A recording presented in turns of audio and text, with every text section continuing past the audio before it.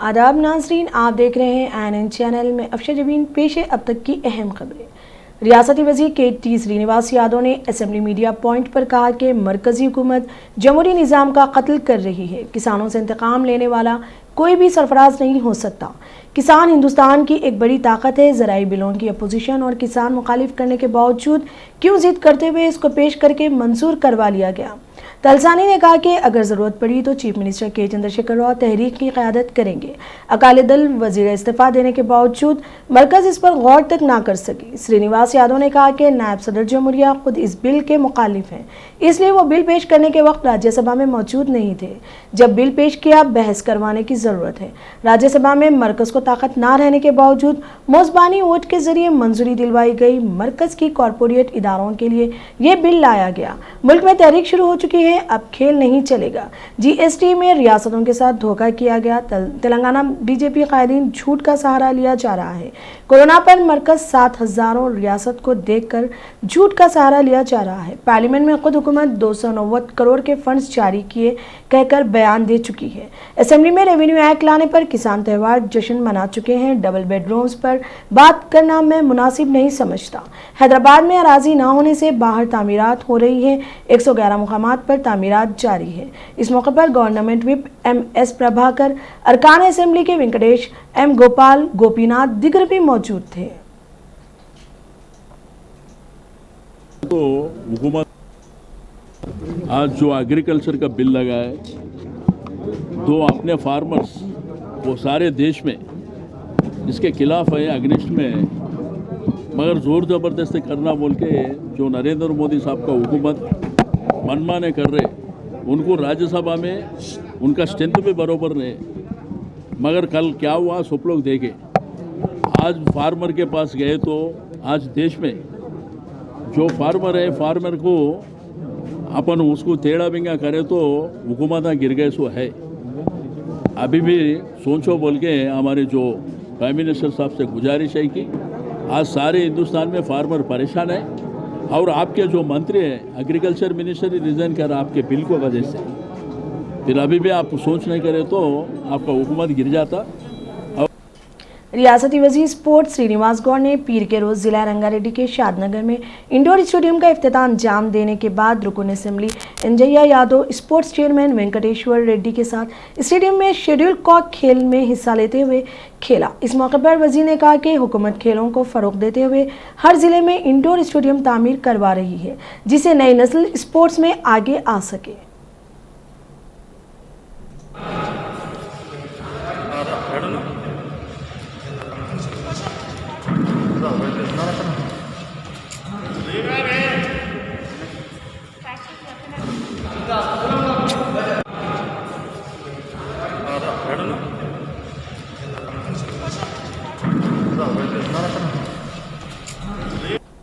रुकन असेंबली जोगू रामन्ना ने पीर के रोज़ अपने मोटरसाइकिल पर जिला आदिलाबाद के मुतादिद वार्डों का दौरा करते हुए सफाई के कामों का मुआयना किया। वाज़ेह है कि मुतादिद वार्डों में सीवरेज के कामों के अलावा सड़कों के तोसे के काम जारी है। जोगू रामन्ना के हमरा म्यूनसिपल वाइस चेयरमैन और मुताल्लिक़ा अहदेदारान भी मौजूद थे। इस मौके पर जोगू रामन्ना ने हुक्काम को बारिश के तनाज़ुर में लोगों को किसी परेशानी से बचने के लिए इक़दाम करने का मशवरा दिया। डायरेक्टर अक़लीती बहबूद शाहनवाज कासिम ने वक्फ बोर्ड के अहदेदारों के साथ ऑनलाइन इजलास मुनक़िद करते हुए औक़ाफ़ी जायदादों का तहफ़्फ़ुज़ रूल्स और नए रूल्स के अमूर पर तबादला ख्याल करते हुए बताया कि मौजूदा वक्फ रूल्स और नए रूल्स में तक़ब्बुल करते हुए तेलंगाना की ज़रूरियात के मुताबिक हमें नए रूल्स तैयार करने चाहिए। उन्होंने बताया कि औक़ाफ़ी उमूर के सिलसिले में वज़ीर आला के चंद्रशेखर राव अहदेदारों के साथ बहुत जल्द इजलास मुनक़िद करेंगे। शाहनवाज कासिम ने अहदेदारों को हिदायत दी कि वो जल्द से जल्द रिपोर्ट तैयार करें ताकि वो वज़ीर आला के इजलास में पेश की जा सके। From almost every field, right from the field of law, academics, to civil services, to management, to other fields. So today also we have an expert in the form of Mr. Shamim Anwar. Mr. Shamim Anwar is a well-known civil servant, coaching expert, guidance expert, and a civil servant coaching expert who specializes for the last 20 years in providing the right guidance and the mentorship to the people who are aspiring to be civil servants. To his credits, I think more than 300 civil servants must be working right now in India. all across the spectrum. So he has such immense expertise in this field. And more so particularly, let me tell you, he is one of the best in the field of geography. Right from the day I know him, for the last 22 years I know him, he has been the best in his field in geography. Over a period of time, he has accumulated such vast knowledge to guide you in intricate matters of prelims also. Today we are only focusing on prelims, how to succeed in prelims. Our focus is very, very narrow today, to proceed for the prelims, because it is quite near. You must be knowing that in the last 10-12 days the prelims would be there. So our expert Mr. Shamim Woody is speaking especially how to succeed in prelims. So please limit your questions to prelims only. Do not divulge into the mains or digress into the optional area. कानून साज council रुकन जीवन रेड्डी ने कहा कि खानगी यूनिवर्सिटियों के कवायद 10 के तहत तेलंगाना को सिर्फ 25% तहफ़्फ़ुज़ात दिए जा रहे हैं। 75% नशिस्तें फ़रोख्त के लिए महफूज कर ली गई हैं। कॉरपोरेट तालीम के तर्ज पर पाबंदियाँ रखी गई हैं। ये तेलंगाना तलबा के साथ नाइंसाफ़ी होगी। जीवन रेड्डी ने कहा कि ये दस्तूर के मेयार है, किस तरह नशिस्तों पर किया जाएगा। यूनिवर्सिटी 25% मुकम्मल ना होने पर ओपन कैटेगरी से फिर करेंगे। खानगी यूनिवर्सिटियों में समाजी तहफ़्फ़ुज़ का फुक़दान है। कांग्रेस पार्टी रुकन पार्लियामेंट रेवंत रेड्डी ने कहा कि पार्लियामेंट में किसान मुखालिफ बिल की तमाम अपोजिशन जमातें मुखालिफ कर रही हैं, ताहम मरकज को इस बात से कोई लेना देना नहीं है। उन्होंने मीडिया से बात करते हुए कहा कि किसान मुखालिफ बिल किसानों के लिए फांसी का फंदा साबित होगी। इस बिल की अमलवारी से मुतवस्सित किसान तबका माली बहरान का शिकार होगा। ఇప్పటివరకు కేసీఆర్ గారు ఎందుకు బయటకు వచ్చే బిల్లును వ్యతిరేకించలేదు? ఎందుకు కేసీఆర్ గారు మాట్లాడతలేరు? అంటే కేసీఆర్ కిందోళ్ళను ఉసుకో అంటుండు, పైనోళ్ళతోని మంచిగా అంటే ఆయనకు ఫోన్లు రావాలి. అమిత్ షా గారు ఫోన్ చేసి కేసీఆర్ గారు జర మీ పార్లమెంట్ సభ్యులకు చెప్పమని ఫోన్ చేయించుకోవడం కోసం, ఫెసిలిటేట్ చేసుకోవడం కోసం వీళ్ళని ఉసుకో అంటుండు. అంతే తప్ప దీంట్లో ఎలాంటి చిత్తశుద్ధి లేదు. ఇలాంటి చిత్తశుద్ధి లేని కేసీఆర్ లాంటి వాళ్ళ గురించి మాకు ఆలోచన చేయాల్సిన అవసరం లేదు. మేము ఎట్లాగూ 40 మంది రాజ్యసభ సభ్యులు మా వాళ్ళు పోరాటంలో ఉన్నప్పుడు ఆటోమేటిక్గా టీఆర్ఎస్కు రాక తప్పని పరిస్థితి. కాబట్టి దీంట్లో కేవలం వాళ్ళకు ఈరోజు శ్రీనివాస్ యాదవ్ మాట్లాడింది మీరు చూడండి. రైతులు చచ్చినా సరే కానీ వాళ్ళకి రాజకీయ ప్రయోజనం కావాలి. కాంగ్రెస్ పార్టీ రైతుల పక్షాన నిలబడుతుంది. వచ్చే వాళ్ళు వస్తుంటారు, పోయే వాళ్ళు పోతుంటారు.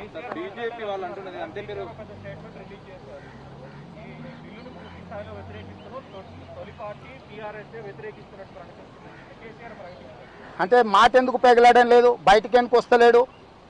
మోడీని అమిత్ షాని చూస్తే భయం అవుతుందా? ఎందుకు బయటకు వస్తలేడు?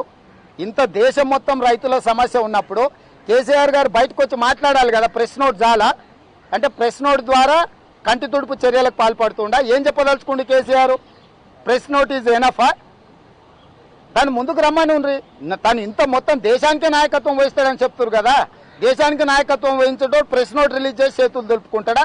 దీన్ని బట్టే కేసీఆర్ యొక్క చిత్తశుద్ధిని అనుమానించి हैदराबाद के सरूनगर में एक शख्स बारिश के पानी में बह गया। बताया गया है कि सरूनगर के तुपवान कॉलोनी में एक शख्स स्कूटी पर जा रहा था कि अचानक वो कॉलोनी में पानी के तेज़ बहाव में बह गया। मुकामी अफराद ने इसे बचाने की कोशिश की, लेकिन देखते ही देखते बहते हुए करीब में वाक़ तालाब में गुर्क हो गया। बल्दिया का अमला इस शख्स को तलाश कर रहा है।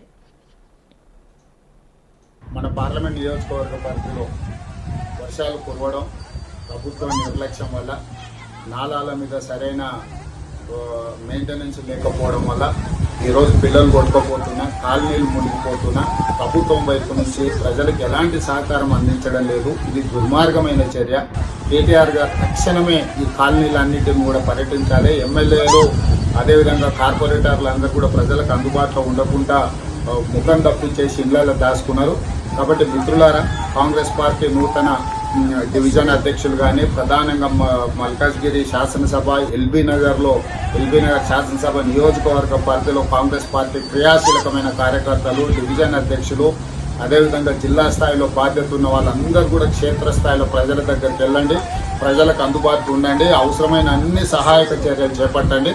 నేను అధికారులతో మాట్లాడడానికి ప్రయత్నం చేస్తున్నా, అధికారులు కూడా ముఖం చాటేస్తున్నారు, ఫోన్లు ఎత్తకుంటే తప్పించుకో తిరిగే ప్రయత్నం చేస్తున్నారు. కాబట్టి ఇప్పుడు ప్రజలు కష్టాలలో ఉన్నారు మన నియోజకవర్గంలో. తక్షణమే మీరందరూ వాళ్ళ దగ్గరికి వెళ్ళి వాళ్ళని కలిసి అక్కడ ఎక్కడెక్కడైతే ప్రధానంగా ఎల్బీ నగర్లో ఆ రెడ్డి కాలనీ దగ్గర గత 2-3 సార్లు పర్యటించి టీఆర్ఎస్ శాసనసభ్యుడు సుధీర్ రెడ్డి గారు అనుచరులు ఏదైతే కబ్జా చేసిండ్రో ఆ నాలాను ఏదైతే ఎంక్రోచ్ అయిందో దాన్ని తక్షణమే జేసీబీ మిషన్లు తీసుకొచ్చి కూలగొట్టాల్సిందిగా కాంగ్రెస్ పార్టీ కార్యకర్తలకు అదేవిధంగా కాలనీ సంఘాలకు నేను విజ్ఞప్తి చేస్తున్నా. ఏం జరిగినా నేను చూస్తాను. ఈరోజు అక్కడ ప్రారంభించిన బ్రిడ్జ్ కూడా మొత్తం కొట్టుకుపోయింది. సహాయక చర్యలు అందించే ప్రభుత్వ అధికారులు ఎవరు కూడా అక్కడికి రావడం లేదు. కాబట్టి ఇప్పుడు ఈ కష్టకాలంలో ప్రజలకు అండగా ఉండాల్సిన బాధ్యత కాంగ్రెస్ పార్టీ నాయకుల మీద ఉన్నది. తక్షణమే క్షేత్రస్థాయికి వెళ్ళి ప్రజలకు అందుబాటులో महाराष्ट्र के भिवंडी में आज सुबह एक बिल्डिंग मुनहदिम हो गई जिसमें करीब 10 अफराद हलाक हो गए। इमारत के गिरने से 10 अफराद हलाक हो गए। धमांकर नाका के करीब नरपुल्ली के पटेल कैंप्स में वाक़ G+3 इमारत मुनहदिम हो गई। ये हादसा इस वक्त पेश आया जब लोग इमारत में सो रहे थे। इमारत का एक हिस्सा मुनहदिम हो गया और मुतअद्दिद अफराद मलबे में दब गए। वज़ीर आज़म नरेंद्र मोदी ने हादसे पर अफसोस का इजहार किया है।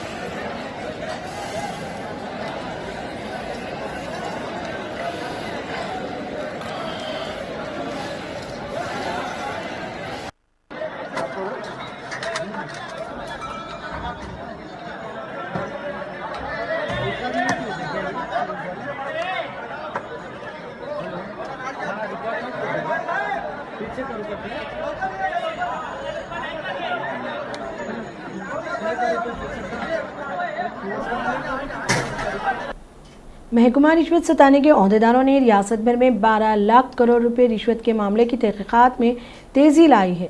इस मामले में एसीबी के ओहदेदारों ने 5 मुलजिमान को अपनी तहवील में लिया है। चंचलगुड़ा जेल में मुलजिमों को बंजारा हिल्स में एसीबी के दफ्तर मुंतकिल कर दिया गया।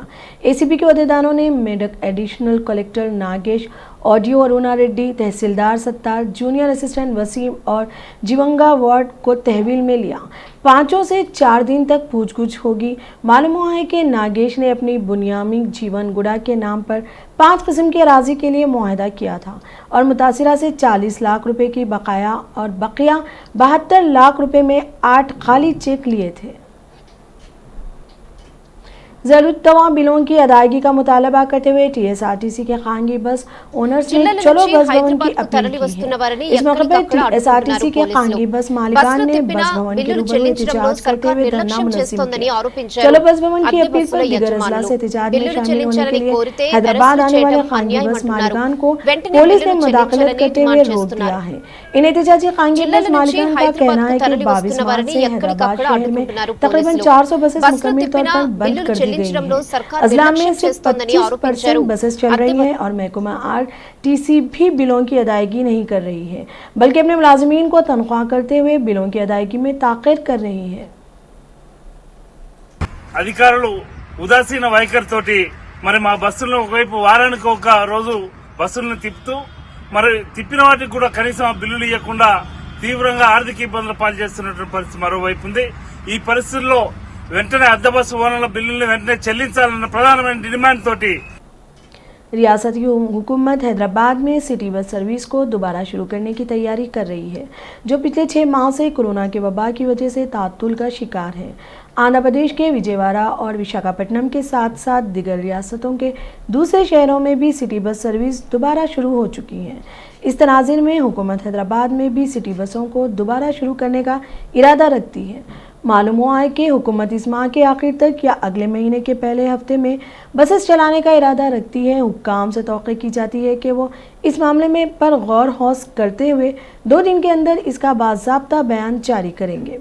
टीएसआरटीसी इंतजामिया ने अपनी तजावीज़ हुकूमत को पहले भी अरसाल कर दी हैं क्योंकि वो बसों को दोबारा शुरू करने के लिए तैयार है।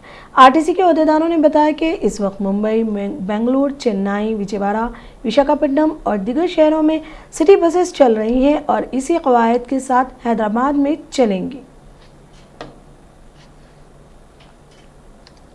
तेलंगाना भर में आज से 9वीं और 10वीं जमात के स्कूल्स दोबारा खुलने के साथ साथ इंटरमीडिएट जूनियर कॉलेजेस में भी तालीम का आगाज़ हुआ। तेलंगाना हुकूमत ने मरकज़ी हुकूमत के अनलॉक 4 के तहत 9वीं से 12वीं जमात तक स्कूल्स खोलने का फैसला किया और साथ ही तलबा को ये इख्तियार दिया गया है कि चाहे तो वो स्कूल आ सकते हैं, नहीं तो वो ऑनलाइन क्लासेस में हिस्सा ले सकते हैं। अलबत्ता हुकूमत ने असातिज़ात की 50% हाज़िरी को लाजमी करार दिया। तेलंगाना में कोरोना के केसों में काफ़ी कमी आई है। भोपालपल्ली में एक भी केस दर्ज नहीं हुआ। गुज़िश्ता 24 घंटों के दौरान कोरोना वायरस के 1302 मुस्बित केसेस दर्ज हुए और 9 अफराद की मौत हो गई। इससे रियासत में कोरोना केसेस की कुल तादाद 1,72,608 हो गई है। इसी तरह हलाकतों की तादाद 1042 हो गई। जीएचएमसी के हदूद में 276 केसेस दर्ज हुए। मुल्क में कोरोना वायरस को मात देने वालों की तादाद लगातार तीसरे रोज नए केसेस से जायद रहे। गुज़िश्ता 24 घंटों के दौरान मुल्क में कोरोना वायरस से 93,000 से ज़्यादा मरीज शफायाब हुए। मजमूई तौर पर मुल्क में जानलेवा वबा से सेहतमंद होने वालों की तादाद तकरीबन 44 लाख हो चुकी है। इससे कबल हफ्ते के रोज़ कोरोना वायरस से नजात हासिल करने वालों की तादाद रिकॉर्ड 95,880 थी, जबकि इतवार के रोज़ 44,612 अफराद शफायाब हुए थे। मुल्क और जानलेवा वबा से शफायाबी की शरह 80.12%, एक्टिव केसेस की शरह 28.18% और अमवात की शरह 1.60% है। वज़ीर आज़म नरेंद्र मोदी ने महाराष्ट्र के भिवंडी में पीर की सुबह एक इमारत के मुनद्दिम होने से जान बहक होने वालों के तय ताज़ियत का इजहार किया है। मोदी ने इस हादसे पर अफसोस जाहिर करते हुए ट्वीट किया, महाराष्ट्र के भिवंडी में इमारत के गिरने की इतला मौसूल होने से दुख हुआ। हादसे में मरने वालों के अहल खाना के ताएं ताज़ियत, जख्मियों के जल्द सेहतियाब के लिए दुआ करता हूँ। राहती काम जारी हैं और मुतासरीन को हर मुमकिन मदद फराहम की जा रही है। भिवंडी में सुबह 3:40 पर एक कसीर मंजिला इमारत के गिरने से 8 अफराद की मौत हो गई। राहती अमले ने अब तक कम अज़ कम 5 अफराद को बचाया है।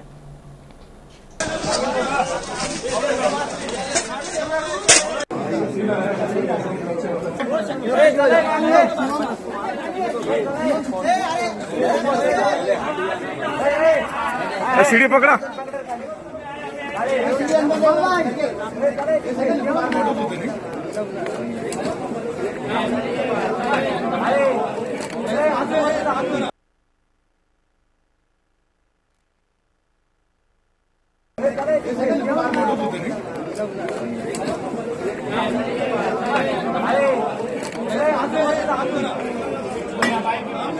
वरती जा, वरती अजून।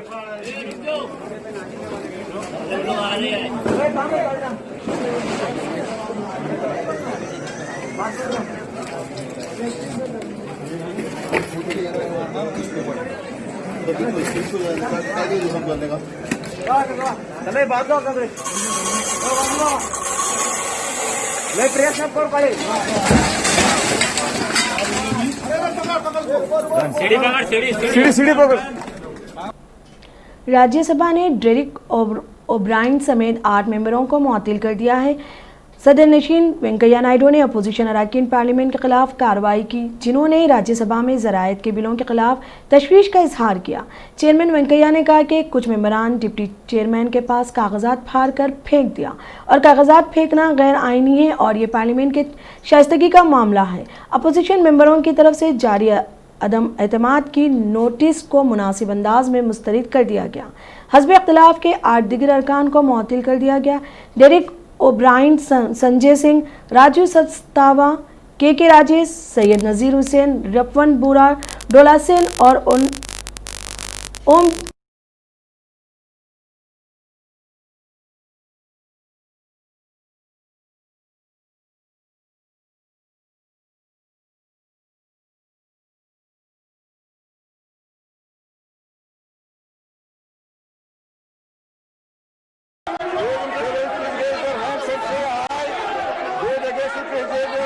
say no. I think guys have it personally